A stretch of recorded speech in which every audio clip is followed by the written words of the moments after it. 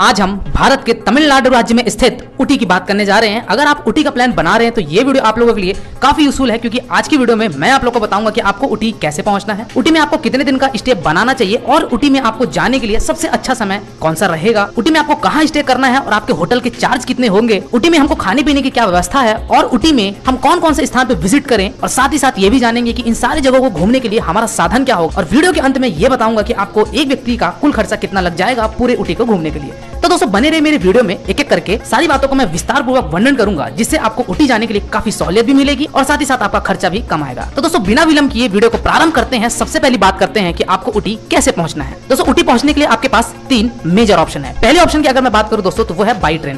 दोस्तों अगर आप ट्रेन से आना चाहते हैं तो जो नियरेस्ट बड़ा रेलवे स्टेशन है वो है कोयम्बटूर रेलवे स्टेशन। दोस्तों कोयम्बटूर के लिए आपको विभिन्न राज्यों से, बड़े बड़े शहरों से आपको डायरेक्ट ट्रेन कनेक्टिविटी मिल जाएगी, तो आप कोयम्बटूर तक पहुंच सकते हैं। लेकिन अभी आपकी ट्रेन यात्रा खत्म नहीं हुई है, क्योंकि कोयम्बटूर से जो ऊटी की दूरी है वो आपकी लगभग 80 से 90 किलोमीटर पड़ जाती है। अब यहाँ पे प्रश्न दो प्रकार से उत्पन्न होते हैं कि ये 80 से 90 किलोमीटर मैं किस माध्यम से तय करूं। तो पहला ऑप्शन तो है या तो आप बस से चले जाइए, कोयम्बटूर रेलवे स्टेशन के बाहर आपको ढेर सारे टैक्सी वाले भी मिलेंगे, तो अगर आप टैक्सी से जाना चाहते हैं तो टैक्सी से चले जाइए, या फिर अगर आप बस से जाना चाहते हैं तो बस से आप ऊटी पहुंच सकते हैं। दूसरा ऑप्शन ये है कि कोयम्बटूर से आप 35 किलोमीटर टैक्सी से जाइए, एक जगह है जिसका नाम है मेट्टुपालयम रेलवे स्टेशन। दोस्तों मेट्टुपालयम में रेलवे स्टेशन है, लेकिन यहाँ पे बड़ी ट्रेन नहीं चलती, यहाँ से आपको टॉय ट्रेन मिलेगा और ये टॉय ट्रेन आपको 50 किलोमीटर आगे तक का सफर कराएगी, यानी कि ऊटी तक का, जिसका नाम उदगमंडलम है। दोस्तों उदगमंडलम एक रेलवे स्टेशन है जहाँ पे आपको टॉय ट्रेन ड्रॉप करेगा, और ये कहना चाहिए कि ऊटी का जो नाम है वो उदगमंडलम के नाम से ही जाना जाता है। आपको ये टॉय ट्रेन वाली भी फैसिलिटी मिल जाती है। तो दोस्तों ये तो बात ही थी कि हमको अगर ट्रेन से आना है तो कैसे आना पड़ेगा। बात करते हैं दूसरे विकल्प की, वो है आपका फ्लाइट का। दोस्तों फ्लाइट से आपको यहाँ पे दो बड़े एयरपोर्ट बताऊंगा। पहला एक ऑप्शन तो ये है कि आप या तो आ सकते हैं कोयम्बटूर के एयरपोर्ट, और एयरपोर्ट से आप बाई बस के माध्यम से या टैक्सी के माध्यम से आप ऊटी पहुंच सकते हैं। दूसरा, अगर आपकी फ्लाइट बेंगलोर तक के लिए है तो फिर आप बेंगलोर से भी आप ऊटी डायरेक्ट पहुंच सकते हैं। डायरेक्ट आपको बसेस मिल जाएंगी जो कि लगभग आपको 280 किलोमीटर पड़ जाता है बेंगलोर से लेके ऊटी तक की दूरी। और लास्ट ऑप्शन की बात करते हैं वो है बाई रोड, यानी कि बाई बस के माध्यम से। दोस्तों आपको यहाँ पे ऊटी पहुंचने के लिए आपको ढेर सारी बसेस मिल जाएगी, चाहे वो अंतरराज्यीय बस हो, चाहे वो आपकी विदिना स्टेट बस हो, आपको एसी बस हो, चाहे वो नॉन एसी बस हो, हर प्रकार की बस आपको ऊटी के लिए मिल जाएगी, क्योंकि ऊटी एक बेहद खूबसूरत हिल डेस्टिनेशन तथा हनीमून डेस्टिनेशन कहलाता है। चलिए दोस्तों ऊटी हम पहुंच चुके हैं, या फिर ये कह दीजिए कि उदगमंडलम हम पहुंच चुके हैं, और अब बात करते हैं कि हमको ऊटी में कहाँ होटल लेना चाहिए और हमारा ये चार्ज क्या होगा। दोस्तों यहाँ पे आपके पास दो लोकेशन है। एक लोकेशन तो ये है कि ऊटी में आप जहाँ बस स्टैंड है वहाँ पे अपने होटल ले सकते हैं, और दूसरा लोकेशन है जो ऊटी का मेन बाजार है, या फिर ये कह देना चाहिए कि ऊटी लेक जहाँ पे है तो वहाँ पे आपको ढेर सारे होटल देखने को मिल जाएंगे, या फिर अगर आप चाहें तो बस स्टैंड के पास भी होटल ले सकते हैं। बहुत सारे आपको यहाँ पे होटल्स रीजनेबल प्राइस में मिल जाएंगे। अगर मैं कॉस्ट की बात करूँ दोस्तों होटल की, तो आपका 24 घंटे का जो रूम रहेगा वो आपका 800 रुपए से शुरू हो जाता है। अगर मैं स्टैंडर्ड रूम की बात करूँ, वही अगर आप एक नॉर्मल होटल भी लेना चाहते हैं तो शायद आपको 600-700 में भी अवेलेबल आराम से हो जाएगा। तो दोस्तों आप देख लीजिए कि आपको होटल कौन से क्वालिटी का चाहिए, उस हिसाब से आपको ऊटी में होटल्स हर प्रकार के अवेलेबल हैं। चलिए दोस्तों इसी के साथ साथ बात कर लेते हैं कि ऊटी में हमको भोजन करने की क्या व्यवस्था है। दोस्तों ऊटी में आपको हर प्रकार के फूड मिल जाएंगे, चाहे वो साउथ इंडियन फूड हो, चाहे वो नॉर्थ इंडियन फूड हो, चाहे आप एक शुद्ध शाकाहारी खाने वाले व्यक्ति, हर प्रकार का आपको वहाँ भोजन मिल जाएगा। किसी भी तरीके की कोई आपको असुविधा नहीं होगी खाने पीने से लेकर। दोस्तों ऊटी शहर में आपको मार्केट के पास आपको ढेर सारे वहाँ भोजनालय, रेस्टोरेंट्स देखने को मिलेंगे। साथ ही साथ आप अगर होटल में अपना खाना मंगाना चाहते हैं तो होटल में भी आप खाना मंगा सकते हैं, जो कि आपको आराम से 100 रुपए 150 रुपए तक पे खाना ऊटी में मिल जाएगा। चलिए दोस्तों आगे बात करते हैं कि ऊटी में हमको कितने दिन का ट्रिप बनाना चाहिए और हमको कौन से सीजन में आना चाहिए जिससे हमको ज्यादा क्राउड देखने को ना मिले। दोस्तों ऊटी आपके लिए 2 दिन पर्याप्त है, यानी कि 1 नाइट 2 डेज आपके लिए सफिशिएंट है पूरा ऊटी घूमने के लिए। और रही बात ऊटी आने की, तो दोस्तों आप मानसून या फिर विंटर में ऊटी आ सकते हैं। समर का समय थोड़ा सा अवॉइड करिए, क्योंकि जो माहौल रहता है वो आपका मानसून और आपका विंटर में ज्यादा रहता है। तो विंटर या फिर मानसून में आप ऊटी का प्लान बना सकते हैं,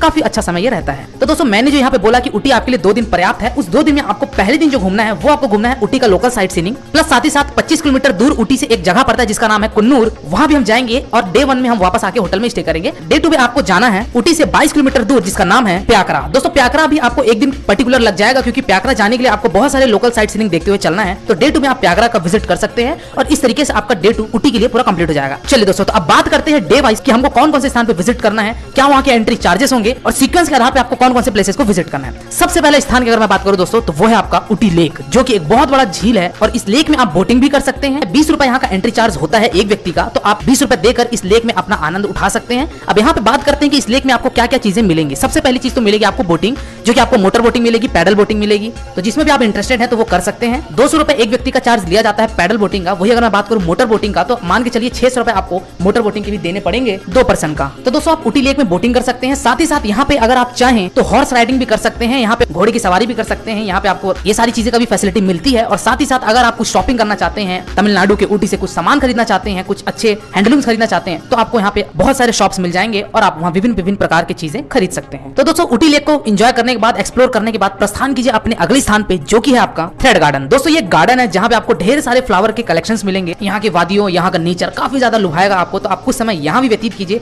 और प्रस्थान कीजिए अपने अगले स्थान की तरफ, जो कि है आपका कुन्नूर। दोस्तों कुन्नूर जाने के लिए आपको ऊटी से कुछ टैक्सी लेके जाना पड़ेगा। अभी मैं आगे बताऊंगा कि आपको कौन से माध्यम से जाना है। तो दोस्तों आप कुन्नूर जाने के लिए आपको जो ऊटी से डिस्टेंस पड़ती है वो आपकी 25 किलोमीटर के आसपास पड़ जाती है। तो कुन्नूर पहुंचिए और अब बात करते हैं कि कुन्नूर में आपको क्या क्या चीजें देखने को मिलेंगी। दोस्तों सबसे पहली चीज तो ये कि जो कुन्नूर फेमस है, या फिर ये कह देना चाहिए कि ऊटी जो फेमस है वो आपके टी प्लांट के लिए फेमस है, यानी कि टी गार्डन के लिए बहुत ज्यादा प्रसिद्ध है। तो कुन्नूर में आपको टी गार्डन देखने को मिलेगा, साथ ही साथ वहाँ के प्राकृतिक सौंदर्य देखने को मिलेंगे, वहाँ के कॉफी फैक्ट्री देखने को मिलेगा, टी फैक्ट्री देखने को मिलेगा। ये सारी चीजें आपको कुन्नूर में देखने को मिलेंगी। तो दोस्तों यहाँ घूमने के बाद प्रस्थान कीजिए अगले स्थान पे, जो कि है आपका बोटेनिकल गार्डन। दोस्तों बोटेनिकल गार्डन में आपका एंट्री फीस 50 रुपए एक व्यक्ति का लिया जाता है और यहाँ भी आप जाकर कुछ समय व्यतीत कीजिए। यहाँ भी आप प्राकृतिक सौंदर्य देखिए, यहाँ के ब्यूटीज, यहाँ के नेचर देखिए, लुत्फ उठाइए, फोटोग्राफी करवाइए और प्रस्थान कीजिए आप अगले स्थान की तरफ, लैम्स रॉक्स। दोस्तों लैम्स रॉक्स एक पॉइंट है जहाँ से आपको पूरे ऊटी शहर का या फिर पूरे उदगमंडलम का एक नजारा देखने को मिलेगा। काफी अच्छा यहाँ के आपको क्लाउड्स देखने को मिलेंगे, यहाँ का नेचर, यहाँ के वादियों का आप बहुत ही अच्छा अनुभव कर सकते हैं। तो कुछ समय यहाँ पे भी आप जाइए और फोटोशूट के पर्पज से काफी अच्छी प्लेस है, तो आप लैम्स रॉक्स पर भी जरूर जाइएगा। यहाँ पे इसकी जो एंट्री फीस है वो आपकी 20 रुपए एक व्यक्ति का पड़ता है। चलिए दोस्तों प्रस्थान कीजिए अगले स्थान की तरफ, जो कि आपका ये भी एक व्यू पॉइंट है जिसका नाम है स्लीपिंग लेडी व्यू पॉइंट। दोस्तों स्लीपिंग लेडी व्यू पॉइंट में भी आप ऊटी के वादियों का, ऊटी के पर्वत से पूरे शहर का दृश्य देख सकते हैं, जो कि ये भी एक बेहद शानदार अनुभव होता है। तो दोस्तों स्लीपिंग लेडी व्यू पॉइंट देखने के बाद प्रस्थान कीजिए आप अगले स्थान पे, वो है आपका रोज आइलैंड। दोस्तों रोज आइलैंड जहाँ पे आपको फ्लावर का नजारा देखने को मिलेगा, यहाँ पे 50 रुपए एक व्यक्ति का एंट्री चार्ज लिया जाता है और 2000-2500 प्रजातियों के आपको फूल देखने को मिलेंगे, अनेक कलर के, अनेक प्रजातियों के फूल यहाँ पे आप देख सकते हैं। रोज गार्डन में घूम सकते हैं, जो कि ये भी एक शानदार अनुभव आपका रहेगा, तो आप रोज गार्डन भी जरूर जाइएगा। तो दोस्तों डे 1 पे आप ये सारी चीजों को घूमकर आप होटल पे आइए और स्टे करके अर्ली मॉर्निंग उठिए और डे 2 पे आपको जाना है प्याकरा के लिए। दोस्तों प्याकरा जाने के लिए आपको भले 21 से 22 किलोमीटर की यात्रा तय करनी पड़ेगी, लेकिन प्याकरा आप डायरेक्ट नहीं जा सकते, क्योंकि बीच में आपको और भी कुछ लोकल पॉइंट्स हैं जहाँ पे आपको विजिट करते हुए जाना है, देखते हुए चलना है और आपको फाइनली फिर लास्ट में पहुंचना है प्याकरा। तो दोस्तों सबसे पहले आपको वहां से निकलना है ऊटी से और आपको पहुंचना है पाइन फॉरेस्ट। दोस्तों पाइन फॉरेस्ट में यहाँ पे आपको पाइन के पेड़ मिलेंगे, जैसा कि आप देख सकते हैं कि कैसे बड़े बड़े पेड़ हैं। यहाँ पे आपको हॉर्स राइडिंग के भी ऑप्शन मिलते हैं, तो अगर आप हॉर्स राइडिंग करना चाहते हैं इस पाइन फॉरेस्ट में, तो हॉर्स राइडिंग भी कर सकते हैं। पाइन फॉरेस्ट में दोस्तों जो एंट्री फीस है वो 20 रुपए एक व्यक्ति का लगता है, तो आप यहाँ भी जाकर हॉर्स राइडिंग या फिर यहाँ फोटोग्राफी या फिर वीडियोग्राफी बनाना चाहते हैं तो ये सारी चीज भी कर सकते हैं। दोस्तों पाइन फॉरेस्ट से निकलने के बाद हमको अगले स्थान पे जाना है, जिसका नाम है ट्री पार्क। दोस्तों यहाँ भी आपको पाइन देखने को मिलेगा, साथ ही साथ आप यहाँ इस फॉरेस्ट में भी कुछ समय बिता सकते हैं, क्योंकि एक पार्क है जो कि आपको बेहद शानदार अनुभव दिलाएगा। यहाँ की वादियों का एक अलग ही आपको दृश्य देखने को मिलेगा, तो कुछ समय यहाँ भी बिताइए और बढ़ते चलिए अगले स्थान की तरफ, जिसका नाम है वेनलॉक पॉइंट। दोस्तों वेनलॉक पॉइंट थोड़ा सा आपको ऊपर चढ़ के जाना पड़ेगा, जो कि एक व्यू पॉइंट है। तो व्यू पॉइंट से आपको पूरे पाइन फॉरेस्ट का और पूरे प्याकरा का सीन, पूरे ऊटी का नजारा दूर दूर तक देखने को मिलेगा। तो आप वेनलॉक भी जरूर जाइएगा, क्योंकि ये भी एक बेहद शानदार डेस्टिनेशन है, तो आप इसको मिस मत करिएगा। दोस्तों वेनलॉक घूमने के बाद फाइनली आप पहुंचेंगे प्याकरा और प्याकरा में आप कुछ समय व्यतीत कीजिए। यहाँ पे आपको फूड के भी ऑप्शन ढेर सारे मिल जाते हैं और अगर आप शॉपिंग करना चाहते हैं तो शॉपिंग भी करिए। यहाँ की वादियों का, यहाँ के नेचर, यहाँ की ब्यूटीज का आप आनंद उठाइए। अगर आप कपल्स हैं तो फोटो शूट करवाइए, क्योंकि यहाँ पे आपको एक से एक नजारे देखने को मिलेंगे। और साथ ही साथ दोस्तों आपको प्याकरा में एक वाटरफॉल भी मिलेगा, तो दोस्तों अगर आप वहाँ भी कुछ समय स्टे करेंगे तो बहुत ही शानदार आपको दृश्य देखने को मिलेगा, जिसको प्याकरा वाटरफॉल के नाम से जाना जाता है। दोस्तों प्याकरा वाटरफॉल की एंट्री फीस भी 20 रुपए है, तो आप यहाँ जाकर भी कुछ समय व्यतीत कीजिएगा, फोटो शूट कराइए और पूरे प्याकरा को इस तरीके से एक्सप्लोर कीजिएगा। चलिए दोस्तों अब बात करते हैं दोस्तों कि आपको इन सारे जगहों को घूमने के लिए, यानी कि डे 1 और डे 2 को घूमने के लिए आपका साधन क्या होगा। दोस्तों डे 1 यानी कि जो लोकल साइट सीइंग है वो आप वहाँ पे चलती है एक छोटी सी बस, जिसको ट्रैवलर कहा जाता है, आप देखे होंगे। तो दोस्तों वहाँ पे ट्रैवलर चलती है और आपको 350 रुपए लेकर ये सारे जगहों को घुमा देगी, यानी कि 1 डे ट्रिप रहेगा और 350 रुपए में आपको इन सारे जगहों को घुमाकर आपको वापस ऊटी ड्रॉप कर देगी। लेकिन रहता ये है कि अगर आप इस ट्रैवलर से जाते हैं तो आपको थोड़ा सा टाइम कम मिलता है किसी भी स्थान पे। सपोज मान लीजिए आप बहुत ज्यादा एक्सप्लोर करना चाहते हैं,